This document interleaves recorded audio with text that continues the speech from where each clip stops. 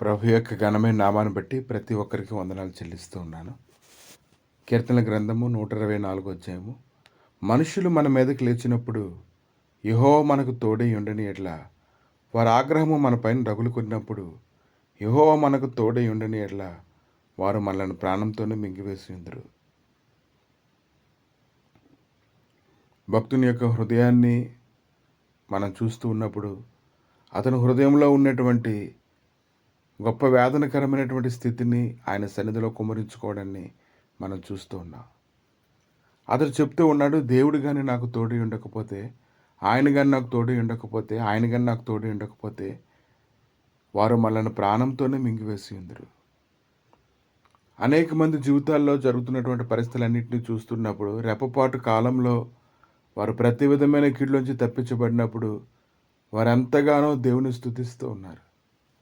ఎందుకంటే దేవుని యొక్క సన్నిధి మనకు తోడుగా ఉండకపోతే మనం ఎక్కడికి వెళ్ళినా ఏం చేస్తున్నా ఆయన సన్నిధి కానీ ఆ యొక్క ప్రత్యక్షత కానీ మనతో లేకపోయినట్లయితే మనుషులు ప్రాణాలతోటే మనల్ని మింగివేస్తారని భక్తుడు మాట్లాడుతూ ఉన్నాడు. జలములు మనల్ని ముంచివేసి ఉండును, ప్రవాహము మన ప్రాణముల మీదుగా పొర్లి పారి ఉండును.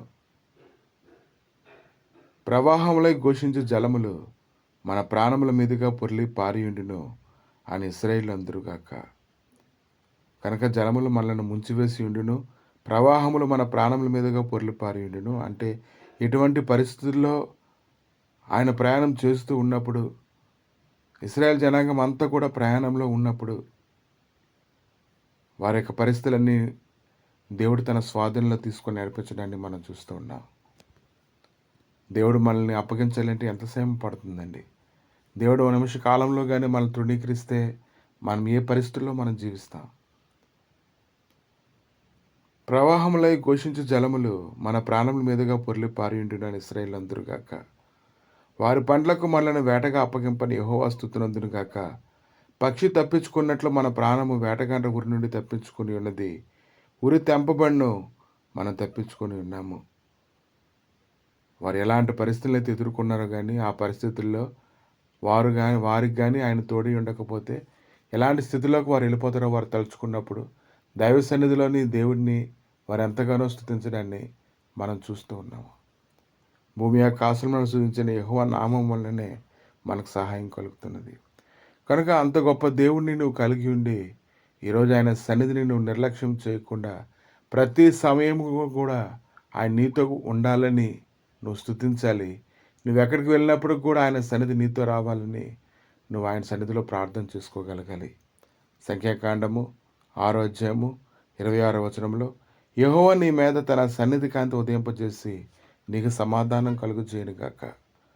ఆయన యొక్క సన్నిధి కాంతి ఈ ఉదయకాలాన్ని నిన్ను కమ్ముకుంటుండగా నీ చేతులెత్తి నువ్వు ఆయన స్తుతించినట్లయితే, ఆయన చేసినటువంటి మేలుని బట్టి నువ్వు ఆనందించినట్లయితే, ఆయన ఇంకనూ నీ జీవితంలో ఆయన అవసరత ఉందని నువ్వు ఎరిగినట్లయితే, ప్రతిరోజు కూడా ఆయన సన్నిధిలో ఆయన ప్రసన్నత కొరకు నువ్వు వెతకాలి, ప్రయాసపడాలి, విజ్ఞాపన చేస్తూనే ఉండాలి.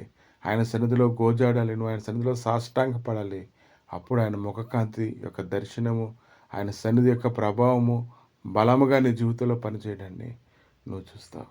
ప్రభా మీ దయగలిగిన హస్తాలకు అప్పగించుకుంటుండగా భయంకరమైనటువంటి పరిస్థితుల్లో అనేక మంది ప్రయాణం చేస్తూ ఉన్నప్పుడు ప్రభా ఆ పరిస్థితులన్నింటిలో, ఆ గాఢాంధకారపులో వీళ్ళన్నింటిలో నీవే వెలుగుగా ఉండి నీ సన్నిధి యొక్క కాంతిని వారి చుట్టూ ప్రకాశింపజేసి వారిని ప్రతి పరిస్థితులను విడిపించమని గొప్ప చేస్తున్నందుకే నీకు వందనాలు చెల్లిస్తూ నిరంతరము ప్రభా నీవే స్తోత్రార్హుడు అని స్తుతించుట కృప దయచేయమని యేసుక్రీస్తు నామములు అడిగి వేడుకుంటున్నాము తండ్రి.